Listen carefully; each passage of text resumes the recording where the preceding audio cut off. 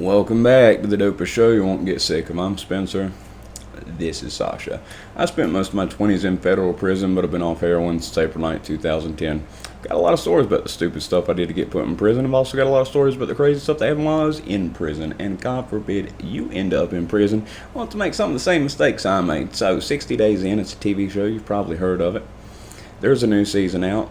Big difference now because with the whole, quarantine, that type of stuff, whenever people go to jail, it's kind of become standard at a lot of jails that they keep you on lockdown for 14 days, which means you're going to be in solitary confinement for 14 days. Okay, so this show, it really only covered two people for the most part in the first episode. One of them was like a middle-aged white woman, and everybody in this season has been to prison previously. So these aren't people that have never been to jail. They're people that had experience and should, you'd guess, do well. And this woman's like, they'll get an old school butt whooping if they mess with me. And then this other guy's a gang dropout, Latin King, had some vicious stuff done to him when he dropped out. And, it shows him lifting weights and stuff like that.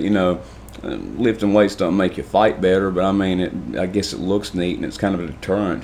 So they're talking about how good they're going to do, how they don't need the safe word. Like how the dominatrixes and freaky people, they have a safe word. Well, 60 Days In, they got a safe word. If they do like this little signal, it's like an immediate response. Come help me.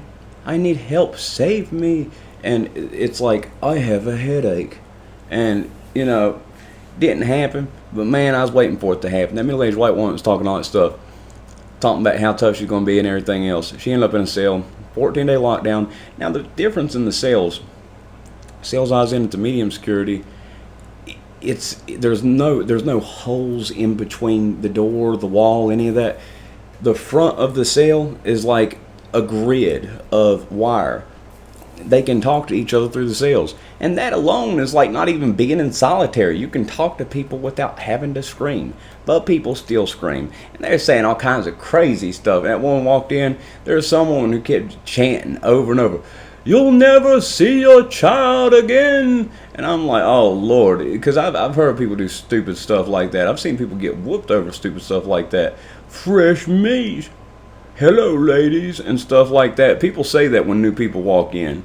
Okay, God forbid you end up in jail. They're looking for you to be like, or you to be like, to be too tough. If you just look like this, like you're just waiting on to figure out what day commissary is getting ready to arrive. They're going to, no, don't play with me. And that's the thing. They're looking for weakness. They're looking for people that are going to do something like that. It's amazing because the first time I went to jail, I was 18 and about 135 pounds. Just completely just staying under the radar the whole time I was in there. And there was a time during when I was in drug court, I got put in jail for 7 weeks, which was reversed because it was a wrongful thing. It was an issue that the lady at community service had with my mom, and I could not figure out why she was being so hateful. Got me put in jail for 7 weeks, but they reversed it because they figured out that it was some foul stuff. But during that 7 weeks, I was mad. I thought I wasn't going to get back out because I was on bond when I went to jail for that 7 weeks, and I figured, well, shoot, they're not going to let me back out. Might as well start getting how I'm going to get used to living like this. And I went in there, and it wasn't a big pod. It wasn't like I did something super special or anything like that. I was probably about 220 to 230 pounds. I looked like I was giant, but I had like a muffin top explosion, so like you couldn't see that. I don't get a gut. I get like a muffin top explosion, so I just looked like I was huge and jacked. And I went in there and I was like, screw it. Nobody in here has a set TV schedule. I'll handle that. And I turned the TV all day, every day. And, it was such a huge difference from the first time that I went in there, just being comfortable and just being how I was. Because there are people that just like, they look to see how you're going to act, how you're going to respond to any of that stuff. And, and TV, that was my thing. That was my thing at the low security too. I had 1 of 7 TVs in there, and it was mainly, it wasn't like me being a bully or anything. What really happened was there was a guy named Riverside that got clemency, and presidential clemency, and he got let out early. He left me the remote, and I knew what was going to happen. I knew there were going to be some vultures that swept in and tried to take over the TV, and the old people like watching their news at every day at 6 o'clock and certain stuff. They're going to keep that from happening. So I sat in that TV room. I made it happen. That's another story I'll tell another day. But it was more just like a matter of right and wrong, and I could see what was going to happen. And I have an old letter from one of my friends that I might like put up on like a community section or something. But he wrote me after I got out, and he told me that the TV room was messed up, like there's a power struggle and stuff like that. When there's somebody who has stuff in line, and there's always going to be one, why can't we do this? And do what he wants to do. When you're used to doing the same thing every day, the majority of the people want to do the same thing. And what happened with me in that TV room was there were two guys that were trying to be bullies. I spoke up, said, I'll fight you. I said, I'll fight you one at a time, one after another. And when I spoke up, all the old people, everybody else in the TV room that was scared to speak up, spoke up behind me. I had to lead off. None of them was going to lead off. None of them was going to do that. I broke up with my hussy ex, who was a no good, dirty scumbag. And at that point, my give a damn was busted. And I was like, no. If I'm going to be living here, I'm going to be living more comfortable. I'm not going to be taking any type of mess. No, we're not doing that. And luckily, they spoke up behind me, because I would have had to do something to both. They were skinny, young kids that were just disrespectful as could be. I mean, you got some old convicts in there that came down from USPs. They made it all the way to low security. If they came from a USP to a low security, you get somebody being a USP, they'll fight. Not if they make it to a low security, they're not going to fight. You know why? Because they know what it's like back at that upper security. They're happy to be there. It's so much better. It's so much nicer. It's relaxed. So they're going to put up with more BS because they don't want to go back to that.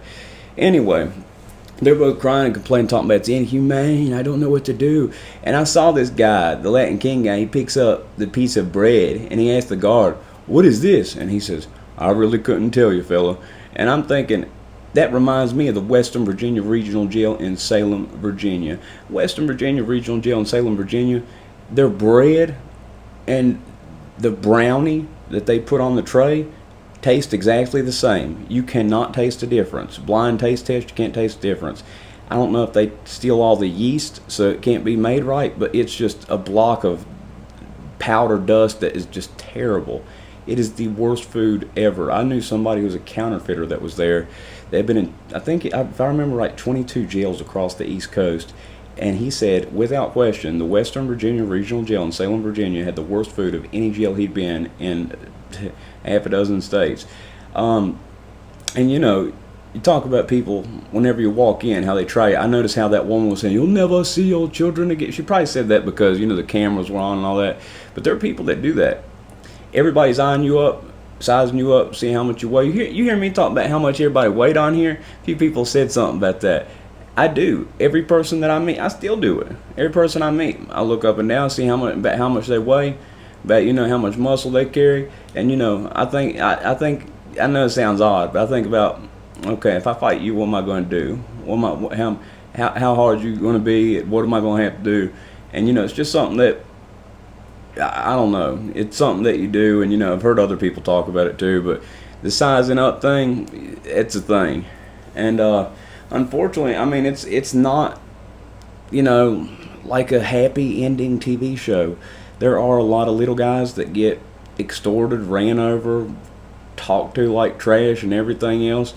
And it's just how it is. People size people up. But anyway, something else I was going to talk about that's just disgusting and wrong is Roanoke City Jail. I've been in there for briefly, but I got transferred to the county. It's where my charges were, or the regional jail in Salem, Virginia. But the Roanoke City Jail, people call it Gladiator School. You know why they call it Gladiator School? You got these rooms that got like anywhere between 4 to 12 people. It's kind of like a little. There's like four of these rooms in like a unit or whatever, and how they feed you at the county jail, at the regional jail. You go up one at a time. You collect your tray. You get your tray. They hand you a little cup of juice. You go eat it. That's it. At the city jail, they have everybody locked down. They count the number of people there are in the pod or in the unit, and they stack the trays up. The trays sit on top of each other, and they stack as many trays as there are people in the unit, And then on the opposite table, they put cups and they put juice. They pop the doors at the same time. Everybody I know that's been in there has told me the same thing. When they pop those doors, you better be awake, you better be ready, you better sprint, because people are trying to grab 2 trays, and you're not going to get a tray if you don't sprint and get out there. Why would you not just hand it out 1 tray at a time? You know, I mean, just seriously, like, it's sick and disgusting, and there's so many fights in there and so much BS that just doesn't even make sense. But that is just crazy, the fact that you pop the doors at the same time, and they're probably sitting back there on the cameras laughing, watching people scramble. And every once in a while you get somebody who's like, tries to be like a pod bully and grab 2 trays, and then somebody at the end who doesn't get a tray, if they don't speak up and do something, they're just not going to get to eat. And I've heard about that plenty of times.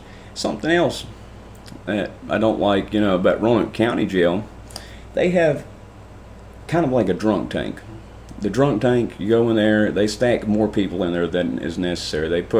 It's only got 2 cells in an open area, and they'll stack as many as 10 people, 12 people in there, be bed to bed beside each other. But typically, that's full. So most people get sent to, I believe it's the 6th floor. I'm not quite sure, but I believe it's the 6th floor.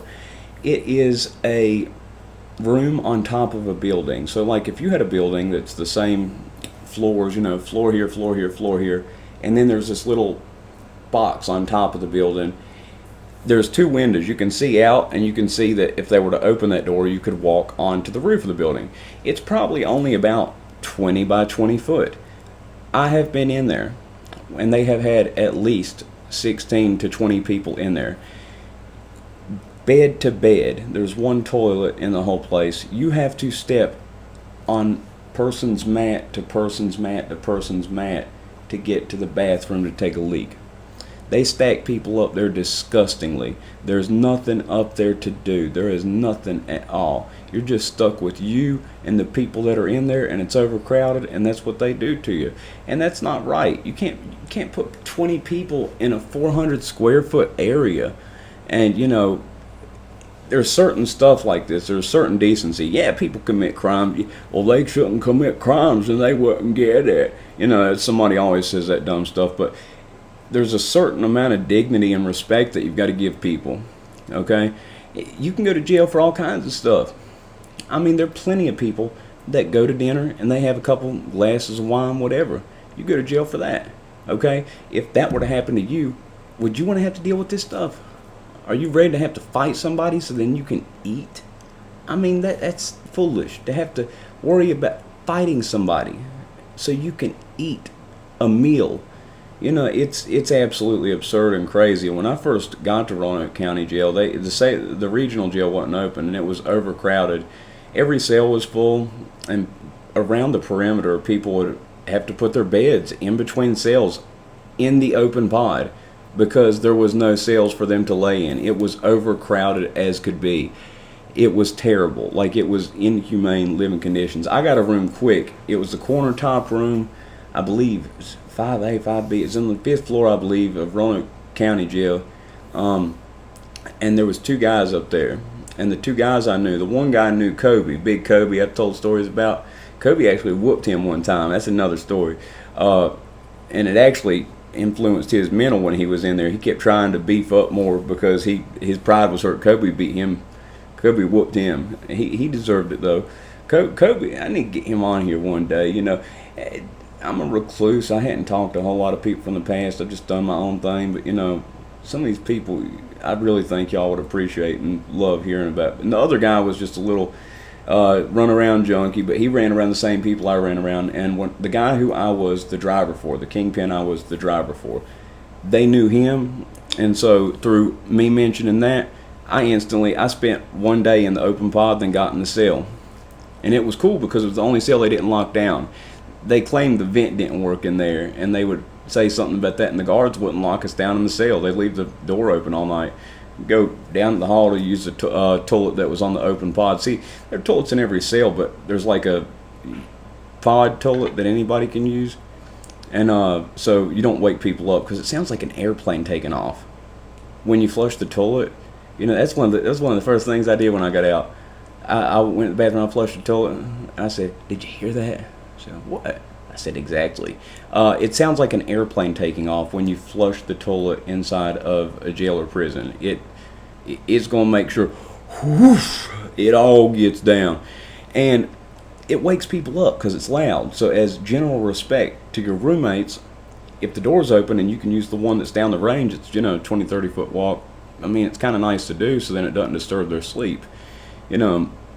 Some people try to sleep their time away. That's a big thing too. But yeah, also about that 60 days. I was watching Shaquille O'Neal. They got him in that. He's like the vice sheriff or something. The sheriff, he doesn't seem like he's too bad of a guy, but everything he says is too rehearsed. He's got a bow tie and he talks in like metaphors, like everything he says. He's like, you can't spell community without the word unity. And I thought he was gonna say, amen, brother, at the end, because it was just all so rehearsed, and it sounded like he's a Southern Baptist preacher. I'm sure he means well, but like it just seems a little bit too much, like a little bit too rehearsed. Like, you can't spell unity without community. Like the speeches that he's given. I mean, just talk and be you. I mean, that's his thing, though, whatever. If it works for him, shoot, go for it. But anyway, yeah, there's some stuff that's messed up with the jails, and there's been a whole lot of stuff that's happened more recently, controversial stuff in the jails in my area. And, as this thing gets bigger, maybe I can be a voice that might be able to piss a few people off into where they at least do a little bit better, or something gets uncovered. This thing gets big one day, I'm going to upset a lot of people. A lot. They're not going to like me. Might even have me taken out. Who knows? But anyway, if you like the video, if you think I earned it, press the like button. If not, 16 minutes and 54 seconds of your life in which you'll never get back. I am running on fumes, people. I have slept probably about 6 hours in the last 4 days. I'm completely deaf in my right ear. All I hear is whoo all the time. I can't sleep. I take non-narcotic sleeping medication. I've had to take extra of it to try and attempt to sleep, and it's still all but impossible. You guys are incredible. Like, you guys, I can't tell you, it's become like a little family of people that have been here for so long, and it means a lot. Like, it's the coolest thing.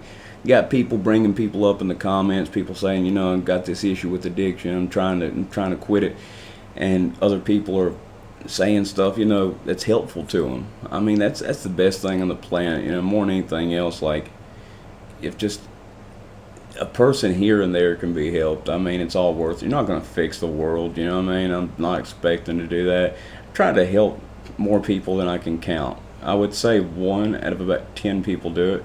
Most recent happened really, really sucked. It was a kid, did all I could, and he's back in jail now. It really messes with me. Before he got out of jail last time, he's in like 18 months, 2 years, like some type of work camp or something, and had a whole plan. It was like, just come train obsessively, do what I did, it'll work. But just wasn't the time, and I'm not mad at him. I'm not mad a bit. The last time before he got out, he thought I'd be mad because there was a time before he went to jail that, he was supposed to show up judo. He said, oh, I forgot, I had music class. And I'm like, oh, okay, that's cool. And I'm like, I know you're lying, dude. It's all good, but, can't bullshit a bullshitter. I mean, I've told the same things. You're not going to get over them. And then he gets out and, showed up for one class, that was it. And, yeah, went back to the same stuff, and it absolutely sucks. It rips my heart in half as much as I try to be numb to it. I had 44 friends under the age of 35 dying. I'm kind of almost cynical towards it because it's become so common. Like, it just, I don't go to funerals. I don't deal with it. And, if I were to do that, I'd be going to a funeral probably every 2 to 3 months, and I would be depressed all the time, all day, every day. And part of me keeping off of it is being a little bit selfish. I like you, but I love me. I like you, I like me, and I love me a whole lot better. And in order to keep from going back to any of that, there are certain things that you have to do. You have to be selfish. You have to realize what it is you have to do in order not to go back to that. And that's something That sucks with him. It sucks. But when he gets back out, if he wants to try again, I won't be mad at him. Shoot, I BS so many people I can't even count. Had them thinking I was committed to being in the recovery team and all sorts of good stuff. Meanwhile, I'm selling absurd amount of dope, doing dope, trying to look like I'm not even on it. And, fooled a lot of people for a lot of time, but you can only fool people for so long. I mean, as good as I was at fooling people and beating the system and tricking people, there's a limit to what you can do before you're going to get found out. And it always ended up bad. But anyway, if you liked the video, press the like button. If not, 20 minutes and 44 seconds of your life in which you'll never get back. Like I said, I'm running on fumes. Forgive me. I hope this was somewhat entertaining. It was something I felt like I needed to speak on. Roanoke County and Roanoke City really pissed me off. I hope to bring some attention to that. Y'all have a good one.